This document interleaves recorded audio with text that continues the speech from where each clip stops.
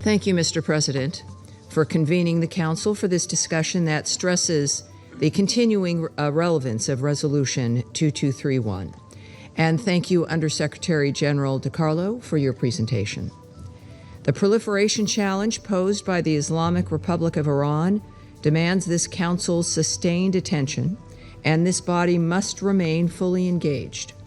The Secretary General's 21st report, published June 9th, makes plain that except for paragraphs 7, 8, 16, and 20, Resolution 2231 and its associated practical arrangements remain operative.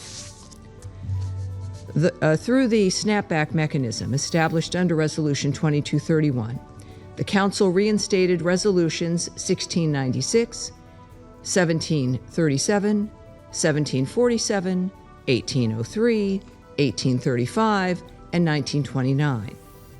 The measures reinstated last September were designed to address a nuclear program that has long sought to advance beyond the international community's line of sight. Last month, the IAEA Board of Governors adopted a resolution which received broad international support and reiterated the body's concern with Iran's continued non-compliance with its IAEA obligations under its Comprehensive Safeguards Agreement. The IAEA has reported that since the military strikes of June 2025, it has lost the continuity of knowledge regarding previously declared inventories of nuclear material at all affected Iranian facilities. And since late February 2026, that loss of continuity extends to every declared nuclear facility in Iran, with the exception of Bushehr. Iran has not engaged the IAEA on unresolved safeguard issues, has not provided updated information and declarations under its Comprehensive Safeguards Agreement and additional protocol, and has denied inspectors access to its highly enriched uranium stockpile and other previously declared low-enriched uranium stocks for over a year. In defying its Treaty of Non-Proliferation of Nuclear Weapons, the NPT, required safeguards agreement, Iran also contravenes its obligations under the resolutions reinstated last fall. Over the last week, Iran has taken actions that defy the substance and the spirit of the understanding established between our two countries.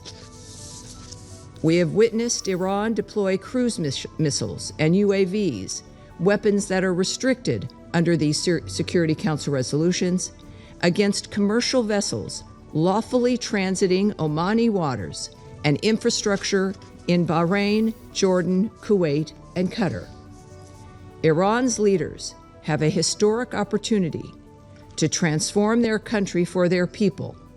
The decision is theirs. We made progress in our discussions with Iran with the signing of the Islamabad Memorandum of Understanding.